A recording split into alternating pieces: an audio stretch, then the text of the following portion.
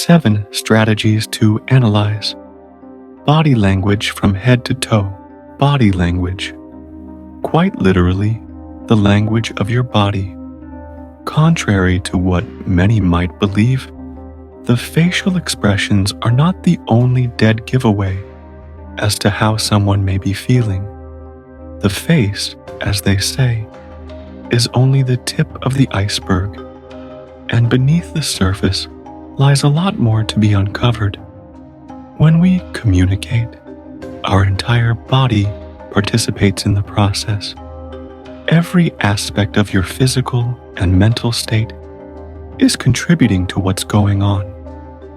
But the parts that you're conscious of, the words you think about saying, and the ones you're not conscious of, body language, null GEMS, they S, in best hat, when O. There was an interesting UCLA research conducted that revealed how only 7% of human communication takes place verbally. That means the words that we think contribute to most to the way we communicate actually matter less than we think, especially when 55% of our communication, according to the research, comes from our body language, while the remaining 38% is based on the tone of voice that we use. Which means that if you could learn to decipher that 55% that goes unspoken, you're going to have a significant advantage over everyone else when it comes to interpersonal communication. Talent Smart, a premier provider of emotional intelligence resources, conducted a test which involved approximately more than 1 million people. The results from those findings were intriguing, revealing that those who fell with the ranks of the upper echelons where the top performers resided were made of those who had high levels of emotional intelligence, 90% of them to be precise. Among the many key skills that landed them in that position was the knowledge that they had to understand, decipher, and read all the unspoken cues and signals that take place during the communication process, since they knew how to read these clues appropriately. Before you begin jumping into the 7 strategies to analyze people and read body language from head to toe, there's one thing that you need to keep in mind. Avoid focusing too hard to looking for cues that you become too intense and analytical. Remember, your body language can give you away as much as everyone else. Stay calm and relaxed, be natural, and simply observe without being too critical and overthinking all the cues you're receiving. To decipher the secret emotions that others are keeping hidden, here are the 7 strategies you want to employ. Strategy number 1, appearance. A person's appearance is perhaps the most obvious giveaway and immediate clue you want to pay attention to when you meet them. Do they have a power suit on with freshly shined shoes?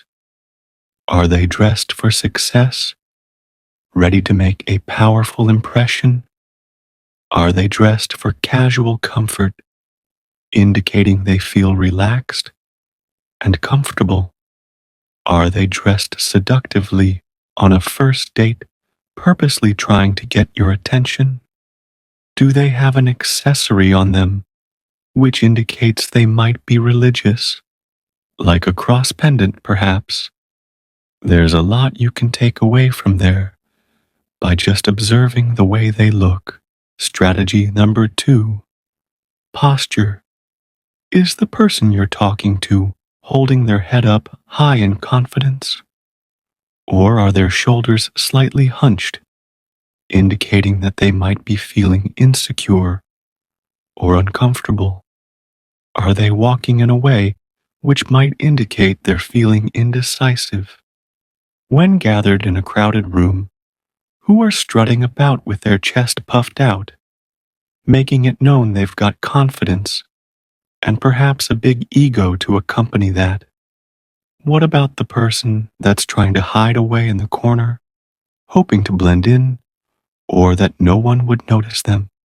In a conversation, observe whether the person is leaning towards you or trying to distance themselves from you.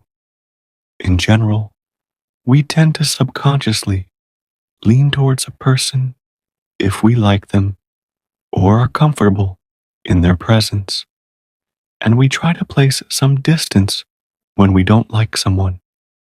Crossing the arms in front of the chest is the easiest body posture to spot, but the toes should be paid attention to as well.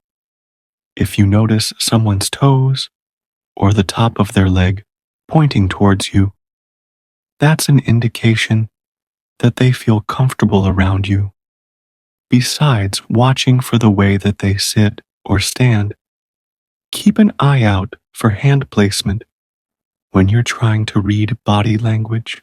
Strategy number 3, face.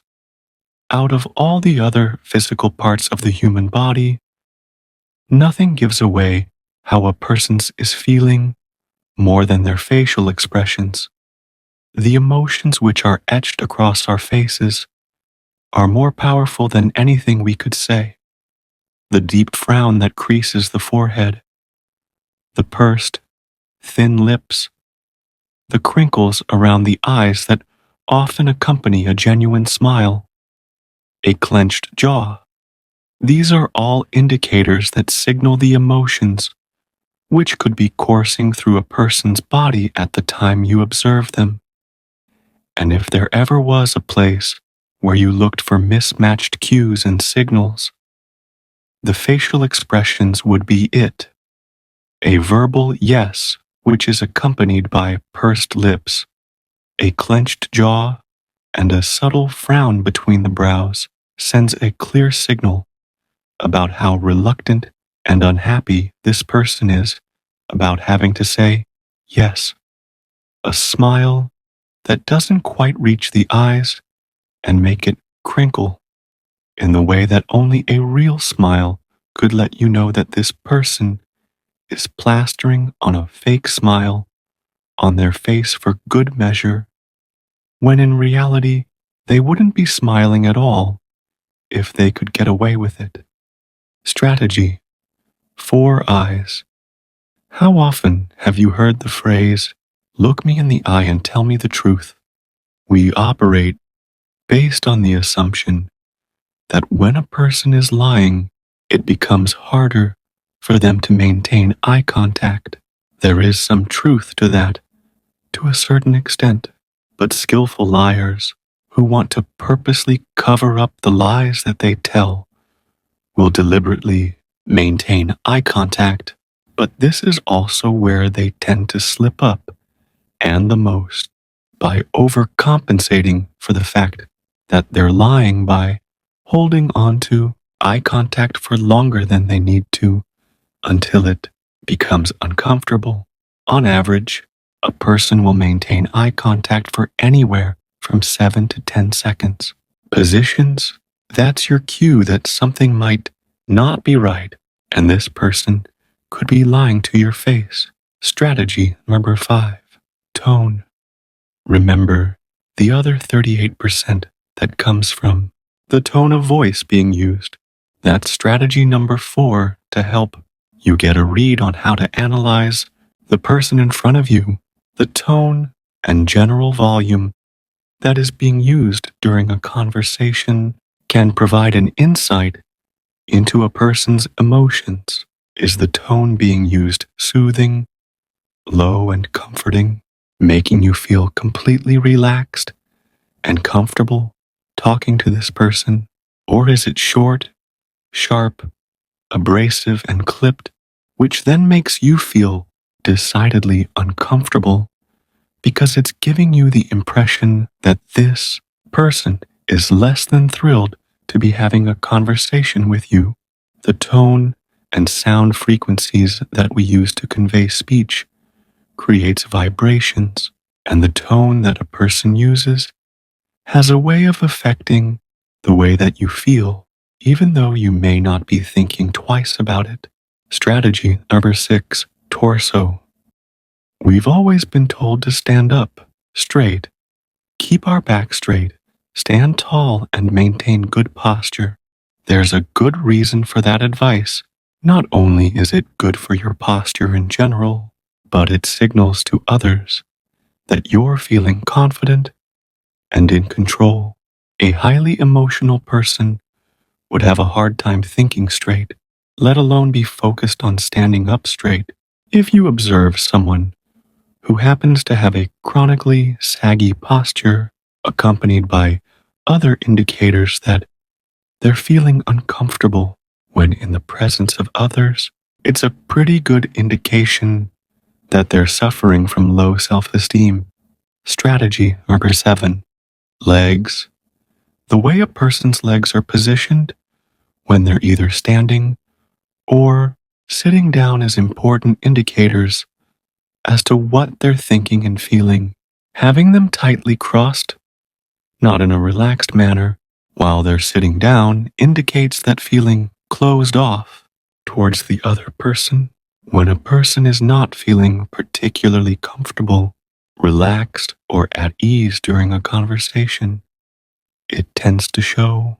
For example, if a woman is wearing a skirt that perhaps turned out to be a little shorter than she anticipated when she sat down, being worried about a possible wardrobe malfunction is going to translate over into the rest of her body language, because that's what her mind is preoccupied with.